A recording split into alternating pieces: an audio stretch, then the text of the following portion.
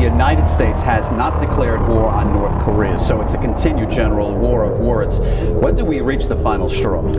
You reach the straw that the Congress would have to make a decision as to whether a war or not. If North Korea took a shot or attempted to take one of our aircraft down, especially over international airspace. And they have done that in the past, incidentally. This particular time, I'm not sure whether they have the capability to be able to take down a stealth bomber. If that happened, that would certainly be the straw that broke the camel back. What type of military action are we talking about if that's exercised? If they attempted to take one of our aircraft, we would certainly launch a strategic placement of ordnance along, especially north of the border of the DMZ, where all the conventional artillery is placed, because that would be the first thing that North Korea would do to take it out on South Korea. And in addition to that, they would take out industrial areas where munitions are known to be manufactured, in addition to the missiles that they allegedly have, and their nuclear sites if they have any. The problem is most of that is mobile. All right, you were talking about South Korea. U.S. Air Force Brigadier General Rob Gibbons, retired, said a war between the United States and North Korea would result in about 20,000 South Koreans dying every single day. So how do you protect South Korea? You almost can't, and that's exactly what I was talking about. Conventional artillery is all across the northern part of the DMZ. I was there, I saw that. It's all geared and specifically targeted to Seoul and the higher populated areas of South Korea. To be able to take all that out at the same time is almost impossible. All right, finally, General, how does China play a part of it? You've been saying it all along. They're key in all of this. China said that if North Korea started the action, they would stand by and not do anything. I have a little bit to understand on that one. They said the same thing in 1950. If we started it, allegedly, then they would come to the aid of North Korea. And now, let's go back to October 1950.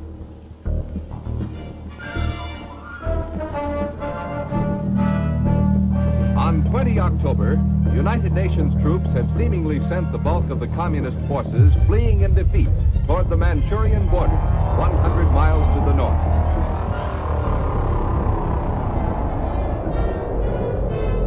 From west to east, U.S., British, and South Korean troops are pursuing the disintegrating communist forces.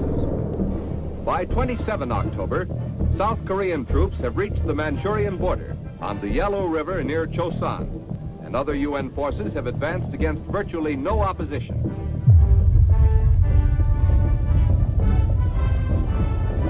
But on the same day, a sudden, unforeseen factor changes the entire course of the war.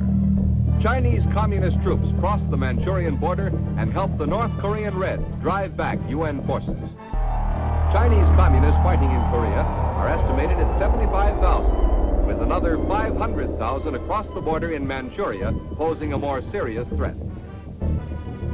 By 8 November, UN forces have been driven back considerably. But on this date, another unforeseen event occurs.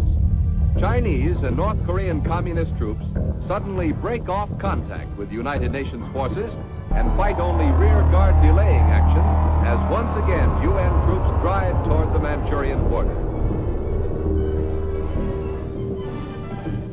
On 20 November, another United Nations unit reaches the Manchurian border. This time it is a United States unit, the first U.S. outfit to reach the border.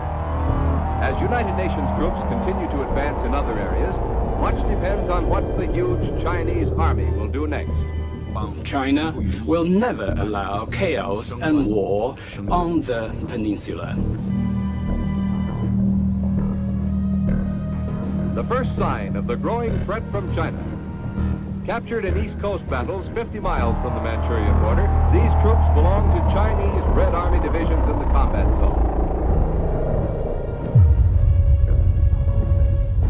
Chinese and North Korean captives are brought out of the hills to Wonsan and Hamhung.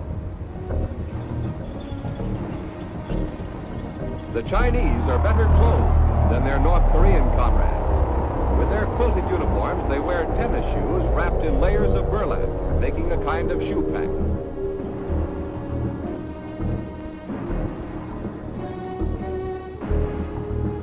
In contrast with the Chinese, the North Koreans are in rags at this stage of the war.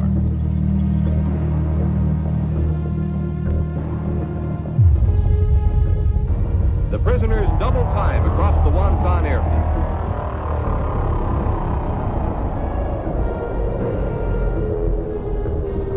march to landing craft, which will take them to Busan.